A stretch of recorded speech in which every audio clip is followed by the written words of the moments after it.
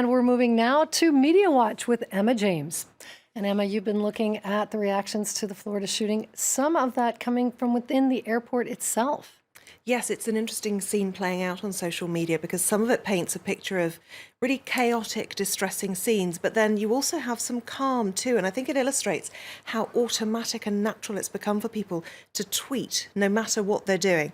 Ari Fleischer, the former White House press secretary, you may remember him, tweeted, "I'm at the Fort Lauderdale airport. Shots have been fired. Everyone is running." Surprisingly matter of fact. This too from another person who's inside the airport. "Oh my Lord, we just ran for our lives." And it does seem strange that you would reach perhaps for your mobile phone at that moment in time to send a tweet, but perhaps it's the easiest way for them to let everyone know who may be concerned about them and knows that they're at the airport, that they're okay and they're alive. This video here shows the reaction as people tried to hide in the wake of that shooting, people lying on the floor. It does seem relatively calm. You do hear some very nervous voices on this video as well. It is one of the questions being asked is how did this happen in a lower level baggage claim part of the airport? There is a claim that I have seen on Twitter that apparently this shooter had stored the gun in the bag that he had stored in the hold of the aircraft. He arrived in Florida, then got the gun out while in the toilet, then came out shooting. Now, I should say that that isn't confirmed yet from any official sources, but that is a claim that I'm seeing on more than one occasion on Twitter. We will, of course, wait to see what is actually clarified.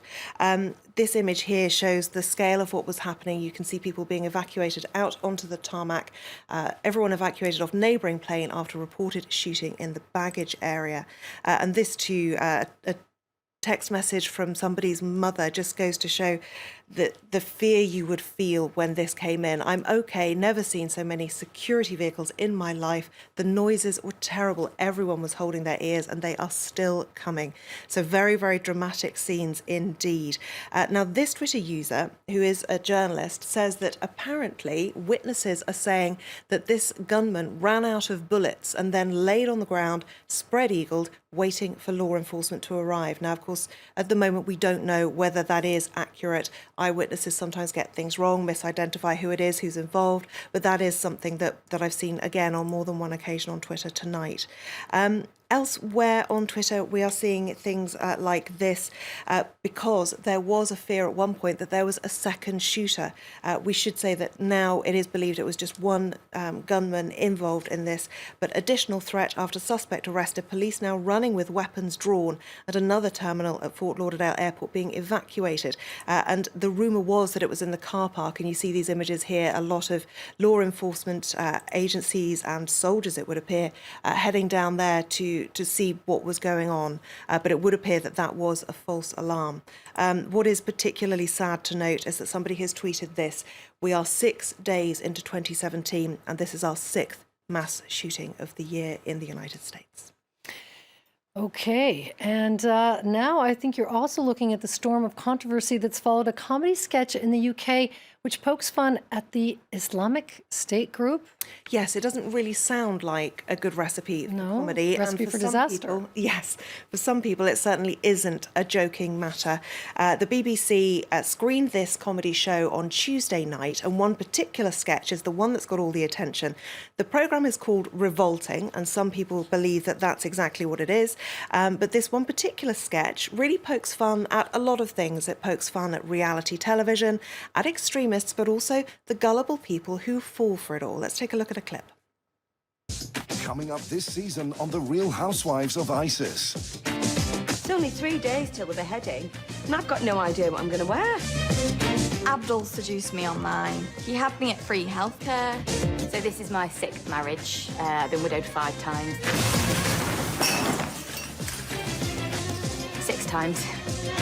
I'm so glad I've moved over here. It's everything those guys on the chat rooms told me it would be, and it's full of so many wonderful surprises. Didn't have to do this at Birmingham. Are you ready, girls? Yeah. Hang on, I'm recording it for Instagram. Ta-da! What do you think? Oh, Ahmed surprised me with it yesterday. Hashtag OMG, hashtag Jihadi Jane, hashtag Death to the West ISIS emojis. Oh, babes, I love it. You look gorgeous. She looked Massive. You're gonna need a lot of Semtex to kill that one. Oh, guys. So I think you can understand why there's so much controversy surrounding this. Really mixed reactions online. This Twitter user says the BBC really made a satirical show called The Real Housewives of ISIS, while the real housewives of ISIS are being raped and abused daily. Another person on Facebook saying that it would incite Islamophobia and that it was lampooning his religion.